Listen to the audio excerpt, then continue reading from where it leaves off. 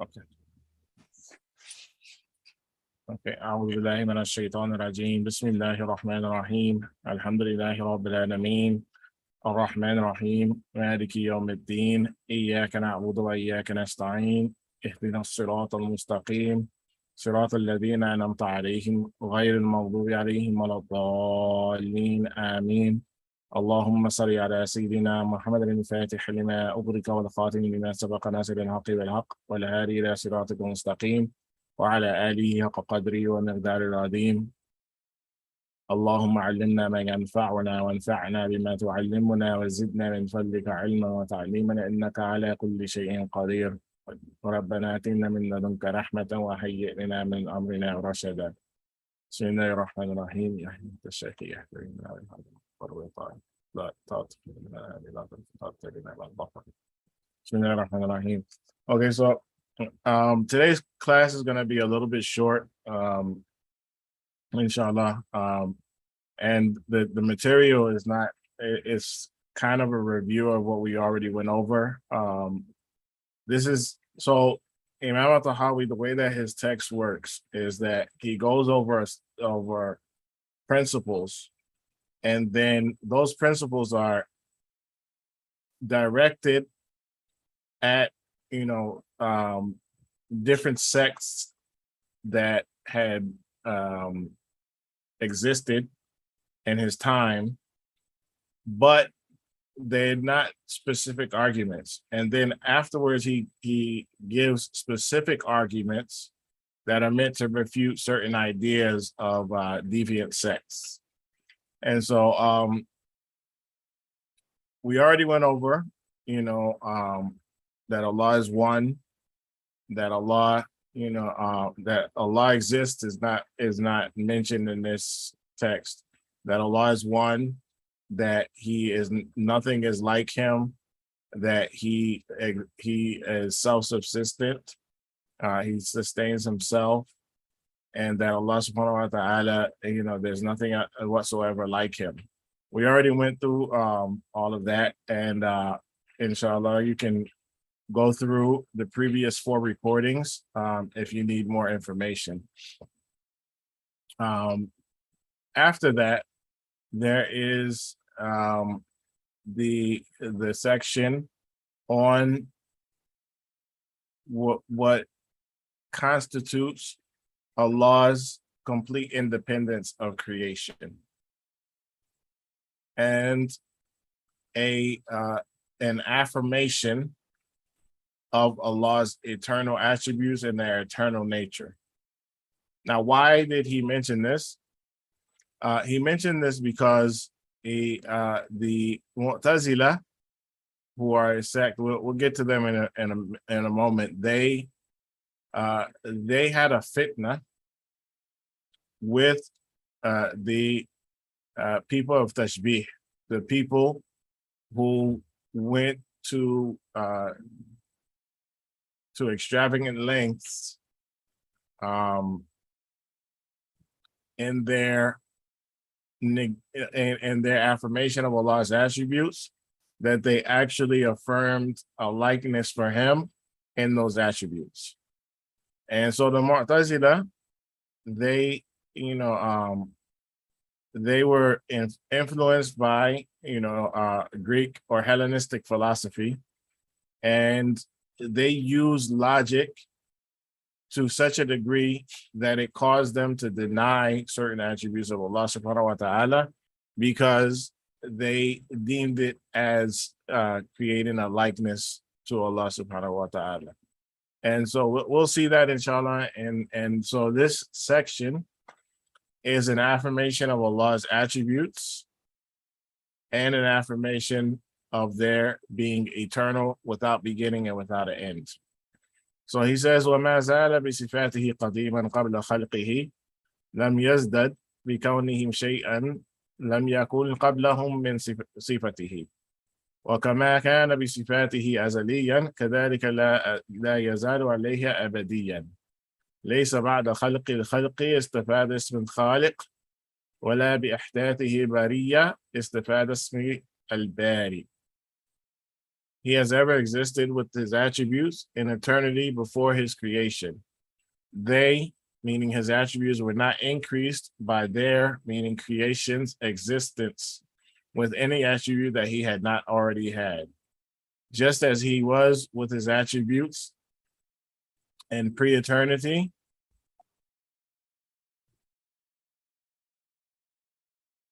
he continues to be, he will continue to exist with his same attributes for all eternity. It was not after his having created creation that he deserved the name creator, nor was it by his making them that he merited the name maker. So the reality is that of this section is what we went over before. There's God and creation. God and creation are completely separate, and influence only goes one way. Influence only goes one way. And so, for example,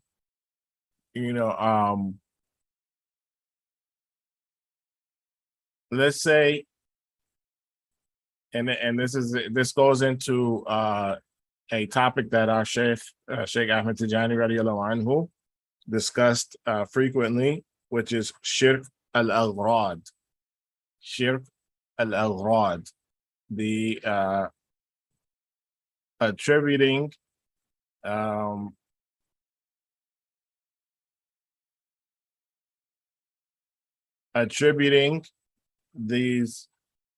the cause to one seeking out worldly or mundane things. For example, if I were to ask Allah subhanahu wa ta'ala to grant me a long life until 150 years, and then I were to live 150 years, was the cause of my living 150 years that dua, or was I already meant to live 150 years, and the dua, Allah made my approach to him a means to that? The answer is that Allah subhanahu wa ta'ala, he both creates us and what we do. And so the dua that you made was created by Allah subhanahu wa ta'ala, and it was made a means, but it did not cause anything, and it did not cause Allah to do anything. So Allah subhanahu wa ta'ala is completely independent of creation. Influence only goes one way, and that is from God to creation. There's nothing, the only thing that goes from creation to God is the acts for which he will judge us. But that is, there's no influence that goes back and forth. There's only influence one way. And so Allah's attributes were not dependent on our existence in order to exist. He was Al-Khaliq before we existed, and he will be Al-Khaliq after we don't exist. If we ever come to not exist, Allah subhanahu wa ta'ala will still be Al-Khaliq. He will be the giver of life. If creation doesn't exist to give life to, he will still be the giver of life. If he will still be in the next world and the hereafter, al-akhirah, he will still be the causer of death, al-mumit, the causer of death, even though in the next world there is no death.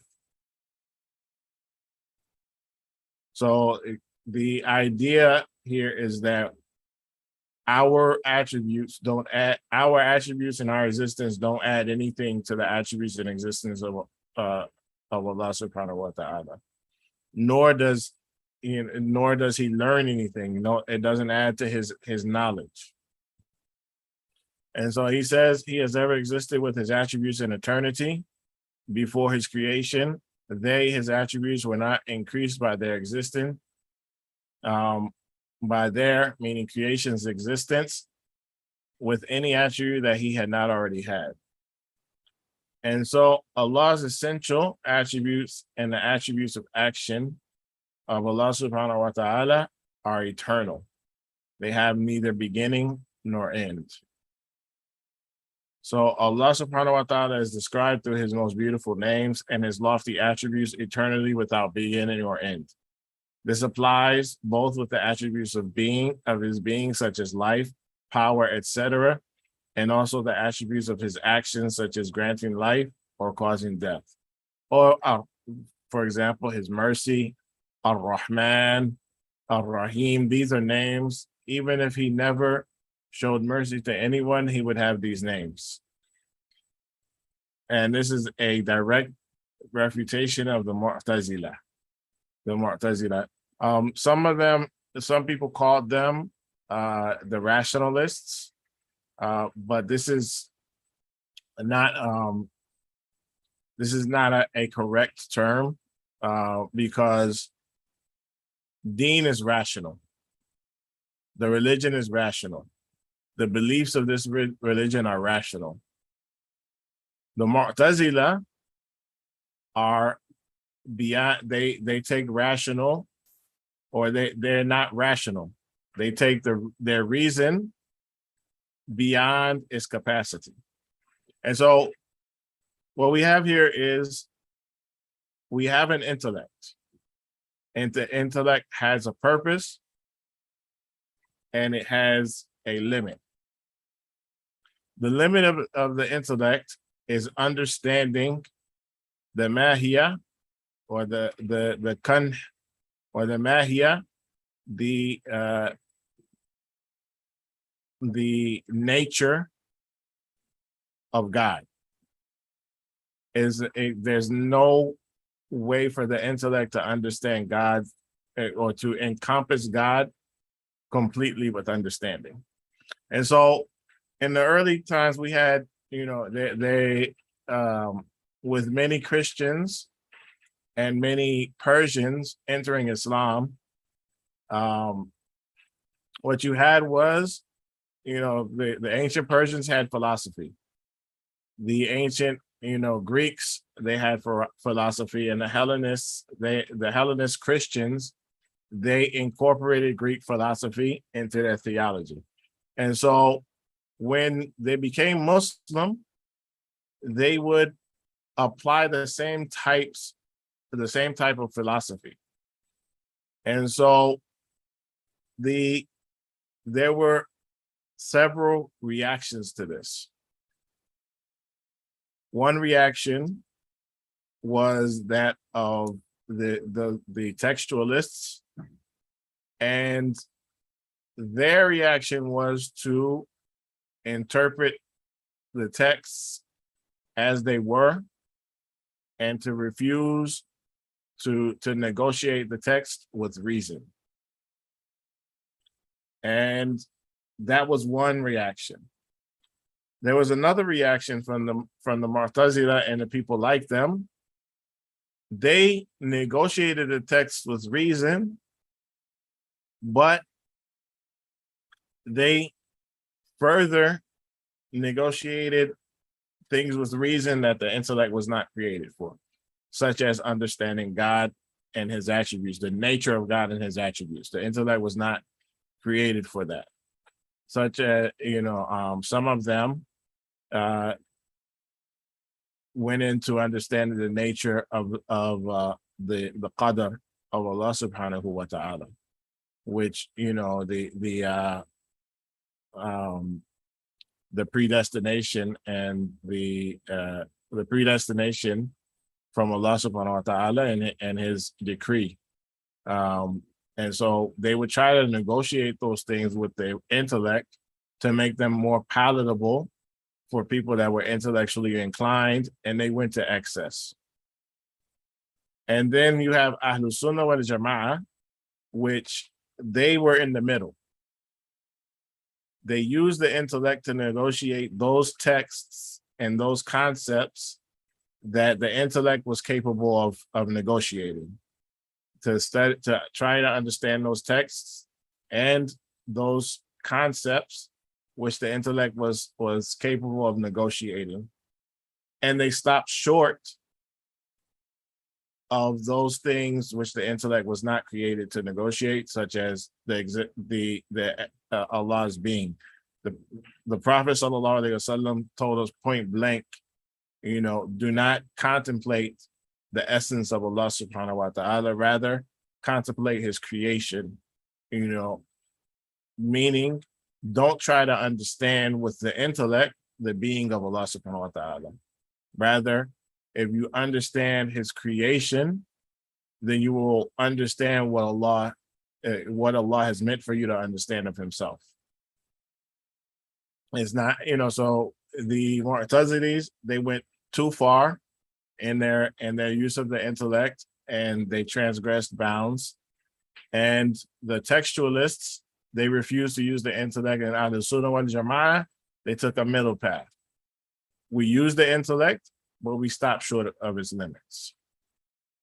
And that's actually in Kitab al-Jami', and also in Jawahir al-Ma'ani, and another book which is called Dawud al-Muhibb al-Fani. Sidna Sheikh Ahmed Tijani radiallahu anhu, he touches on these particular concepts of where the domain of the intellect is not with, it is not able to negotiate the eternal. Is able to negotiate everything in creation, but is not able to understand and contemplate the eternal, because it has not been created for that.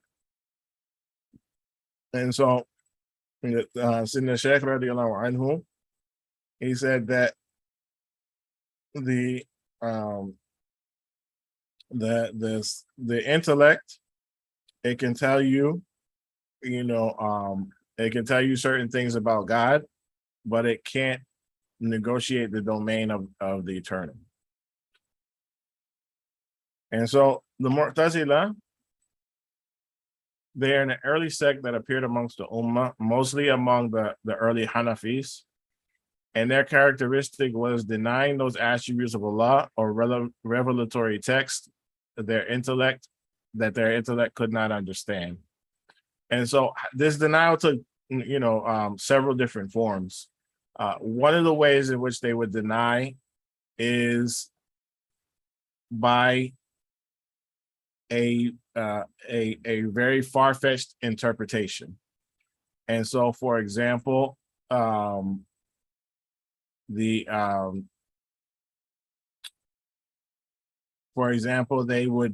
flat out denied the vision of Allah subhanahu wa ta'ala in the hereafter. They just flat out denied it, even though, there's, as we will see in this text, there's textual evidence for it. So they said, okay, seeing something, it requires encompassment, and it requires direction, and it requires all of these things. And so they flat out rejected it. Or they rejected, the ilm of Allah subhanahu wa ta'ala, because they said that the knowledge of Allah subhanahu wa ta'ala, they said that he doesn't have attributes. Rather, knowledge is a description of his essence without that being an attribute, and that knowledge is created. So knowledge, they said that knowledge is created, so it can't be applied to Allah subhanahu wa ta'ala. And this is clear kufr. And although they stopped short of saying that knowledge, that Allah does not have knowledge, so they didn't go too far to the point where they're kafirs, but they did deny the actual attribute. So they rejected Allah's attributes as attributes and instead applied them as descriptions of his essence without any distinction. So basically, they said that there's no distinction between the knowledge of Allah and his essence. So he said he is living without life being attributed to him. He is knowing or knowledgeable without knowledge being attributed to him. And he is powerful without power being attributed to him. And they're famous for saying that he doesn't have any names that existed with him before creation, and that all of his names are names that were given to him through creation. And so they're famous for these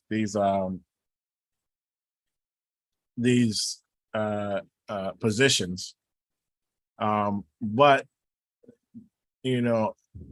Ahlul Sunnah, they consider such a statement as impossible because descriptions are derived from the meanings. So you can't say somebody, if you can't say it's impossible to say, for example, Fulan, so-and-so is knowledgeable, but he does not have knowledge. Because being knowledgeable, or the description of having knowledge, comes directly from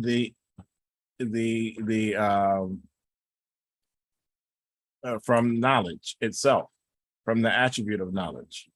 You can't say that, if you were to say, for example, Talut moves, but he doesn't have movement. What is that? What does that mean? That doesn't mean that doesn't mean anything, because those things are both connected. And so if knowledge can't be attributed to Allah, then saying that saying that he knows, it has no meaning. If knowledge can't be attributed to Allah, saying that he knows has no meaning. And so these statements from the Mu'tazila, Ahlus Sunnah wal Jama'ah, rejected them outright, because the description has to be derived from the original meaning of knowledge. And so, what is our evidence of the existence of Allah's attributes eternally in his being? So Allah subhanahu wa ta'ala says in the Quran, وَلَا يُحِيطُونَ بِشَيْءٍ مِّنْ عِلْمِهِ إِلَّا بِمَا شَاءَ. And they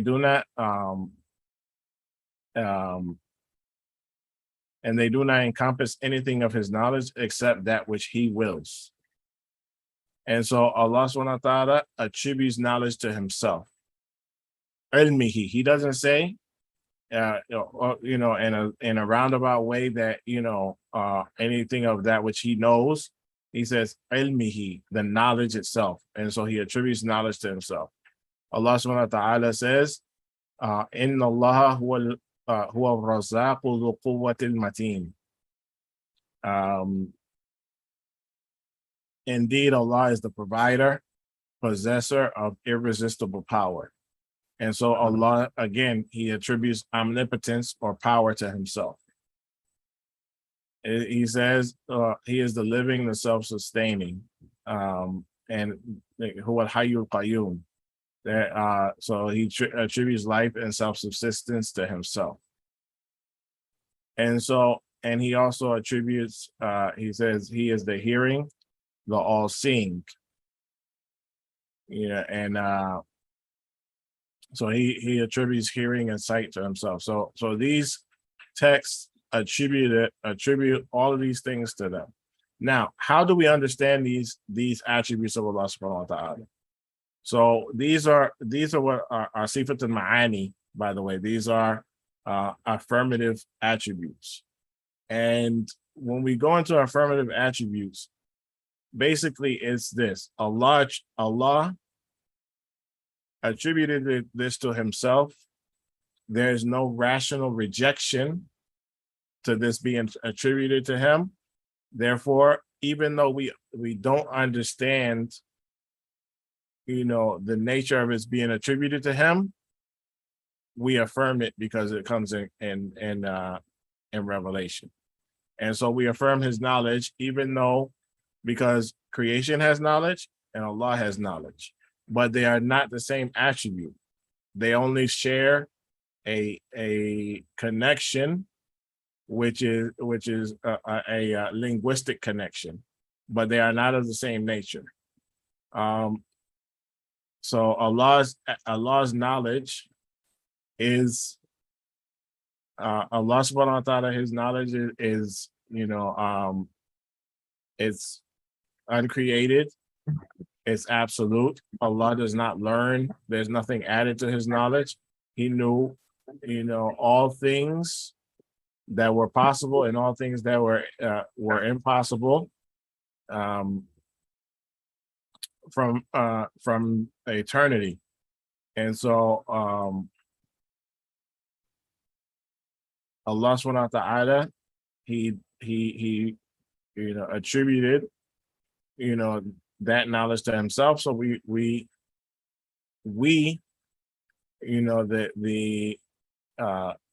worshippers of Allah subhanahu wa ta'ala, we attribute it to him, even though we don't understand its nature. Power. Creation has a God-given ability, and Allah has power, omnipotence.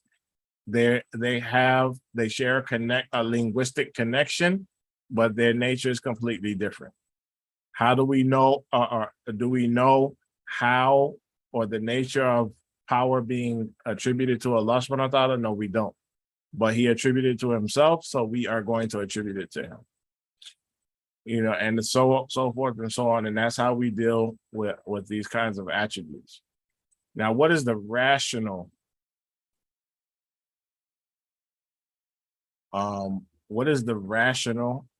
evidence of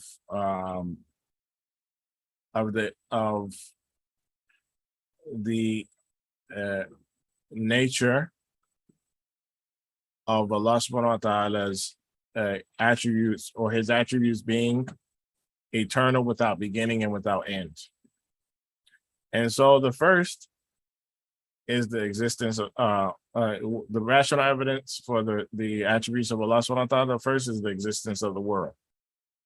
So this universe is, they have all kinds of estimates. I think the latest estimate was over 12 billion years old. In this universe, the furthest we can see, it took the light from the furthest things that we can detect in the universe. It took the light that traveled from that thing to us, the time, the entirety of the existence of the universe to arrive to us. So that's how long it took the light to arrive to us. That's how big the universe is. And everything is traveling at astronomical speeds. The galaxies are traveling at astronomical speeds. Within the galaxies, different stars are orbiting around or traveling within the galaxies at astronomical speeds. Within those star systems, there are planets that are rotating around the stars, while the star travels with its planets throughout the galaxy, which is traveling throughout the universe as it expands. All of these things point to a creator that is of awesome power, inimitable and incomparable power, and also the fact that it does not collapse in upon itself, even though mathematical models show that it should. Points to someone of to a creator who has absolute knowledge of these things, of the perfect balance of how they should work together, and wisdom and will. All of these things are indicated by the existence of the world, and also the stipulations of creation. How many different just okay. If you look at your fingerprint, right? No, and this is a theory, but in theory, there's no fingerprint in the history of the universe that has repeated. Every fingerprint on every human is different. Every human. So look at, we're over 7 billion humans in the world right now, and everyone has a different fingerprint. And all of their fingerprints are different to every human being. So there is almost an unlimited amount, uh, amount of patterns for your fingerprint. The fact that there are so many different possible patterns for your fingerprint, and that you ended up with the one that you have, means that something had to stipulate which pattern was for you. The same goes for your eye color. Something had to stipulate which eye color. And even those who deny God, and they want to, they want to put everything on these different layers of science, of observable processes and observable natural laws. Even they call it natural selection, meaning that nature selects it. So even they know that with so many different possibilities, they know as second nature that with so many different possibilities, one has to be selected, because you can't exist. You can't exist with 7 billion different fingerprints. Changing up. No, you don't. That's not how you exist. You exist with one fingerprint, and since you exist with one fingerprint, then it required someone someone to actually select that fingerprint for you. And for that to be the case, then it had to be someone whose knowledge, whose will, and whose power is unaffected by creation. And so that's the rational evidence for the eternity and the independence of Allah subhanahu wa ta'ala and his attributes. So then he continues, he says, just as he was with his attributes in pre-eternity, he will continue to exist with his same attributes for all eternity. And so the word that he says is azaliyan for pre-eternity, and abadiyan for eternity, or eternity, the eternity that is that is forever, into the future. So he says, al-azal is from tightness. Diq is from tightness or from narrowness. And it is applied to something, the beginning of which is too difficult to determine for the intellect. And al-abad is from aversion, and it is applied to something whose end the intellect is averse to determining.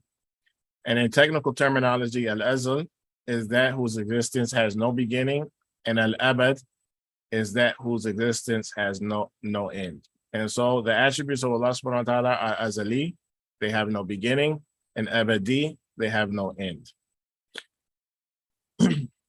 So what is the evidence that the attributes of Allah subhanahu wa ta'ala are azali, that they have no beginning, and abadi, that they have no end? The evidence, first of all, is that if they were to have a beginning, then they would be muhdath. They would be contingent. And it is impossible for a contingent thing to exist in that which is eternal, or that which is absolute. So the attribute that is contingent can only exist within beings that are contingent. So our attributes are contingent, meaning that they are possible, possibly existing and they need something to make them exist and hold them in existence. And so that describes our being and our attributes. However, the being of God is eternal, and the only thing that can exist in the being of God is that which is eternal. That which is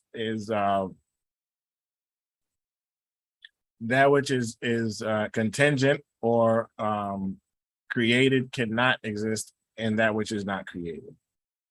So that's the evidence for their eternity. So we establish, first of all, that it's impossible for one to be described as something without that attribute existing within his being.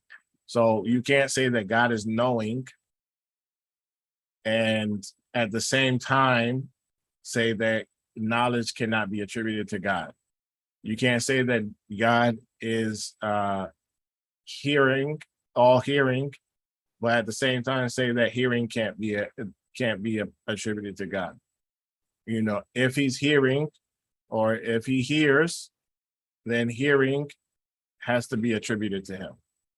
And so since we established that these attributes have to exist within Allah's being, then we also know that these attributes have to be eternal, because the existence of that which is created within that which is not created is impossible.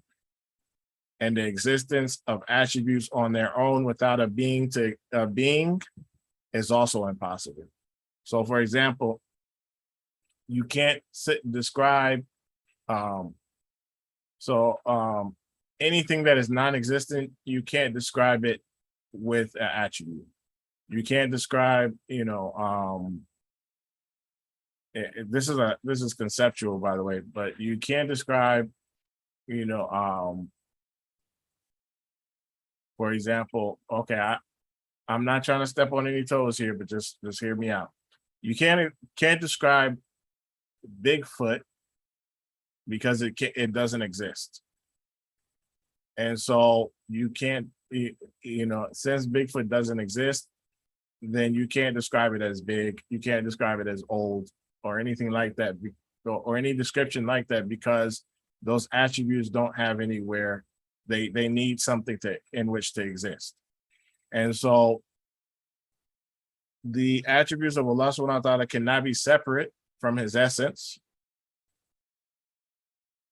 because they are eternal, and they can't exist within created beings because they are eternal, but they need something to exist. So they need to exist in his being, and that existence in his being, their existence in his being means that they are eternal, because the created cannot exist within the non-created. And so we're going to actually see this, inshallah, several times. So don't get it can seem daunting, but don't get discouraged, inshallah.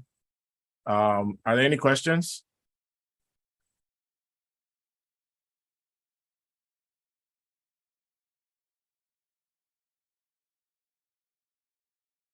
If there are any questions, you can actually open the mic, inshallah.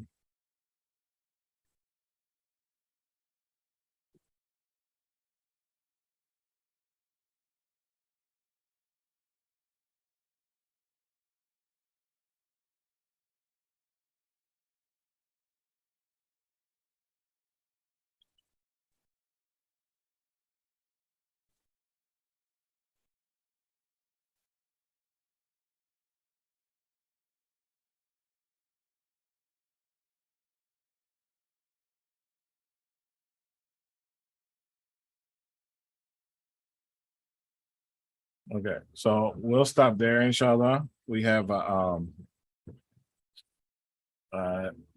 class next week, inshallah. Hopefully it'll be longer, but I'm currently doing some training for my job search, so I need I need to focus on that. وصلى الله تعالى على سيدنا محمد وعلى آله وصحبه وسلم. سبحان ربك رب العزة عما يصفون وسلام على المرسلين والحمد لله رب العالمين. السلام عليكم ورحمة الله وبركاته.